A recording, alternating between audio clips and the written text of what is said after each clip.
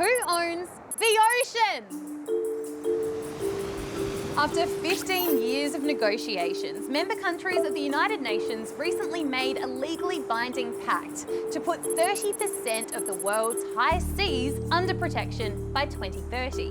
Ladies and gentlemen, the ship has reached the shore. A big reason for doing that is that the question of who owns the majority of the world's ocean is hard to answer because it's kind of everyone and no one. The ocean makes up 71% of the planet, and it's a valuable resource full of raw materials like oil and gas and food sources. It also provides important pathways for shipping.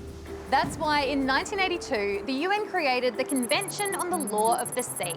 It established an international legal framework on ocean activity, including setting territorial boundaries to around 22 kilometres out from a country's coast, which basically makes it an extension of a country's land territory and gives it the power to use, protect and defend that area.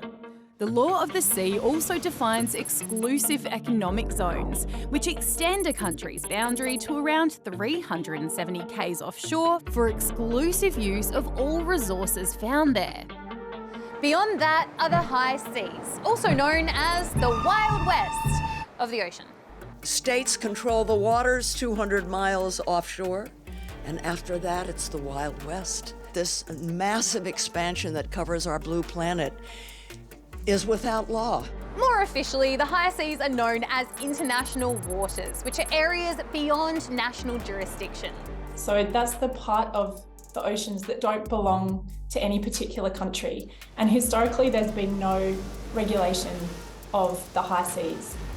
And they're big. The high seas make up about 2/3 of the ocean, covering about half the planet.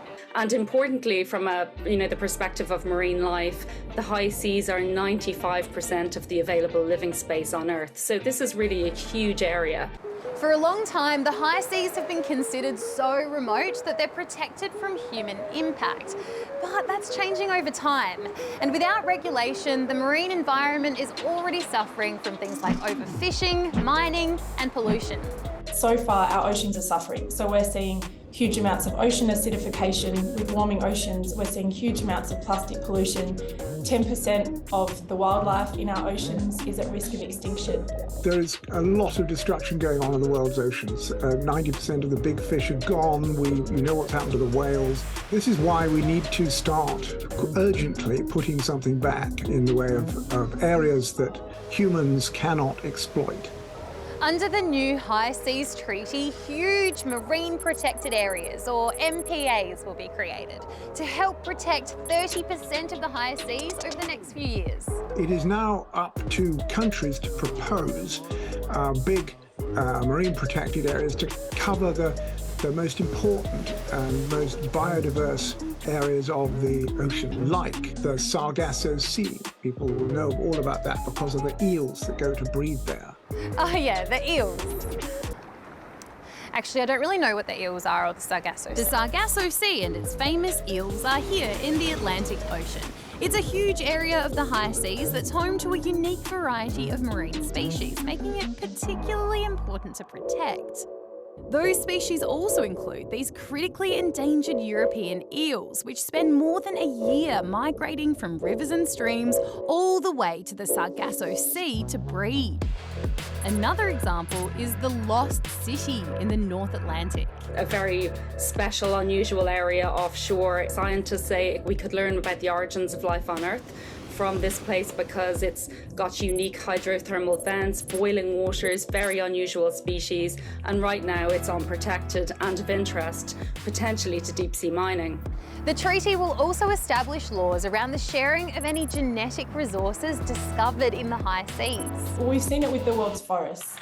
Over time, we've discovered more and more really incredibly important biological material that's gone into some of our most important medical innovations, for example. Now the high seas is very sort of underexplored, and so there's been a real race on to who gets to own that genetic material that's discovered for the first time in the world's oceans. In other words, who makes the money if something like a sponge is found to have enormous commercial properties as a medicine? This is the inheritance of the whole of mankind. So how is that shared out? These are the issues that they had to wrestle with. The treaty will also hold its members accountable to make sure they're doing their best to protect that huge and unique part of the ocean.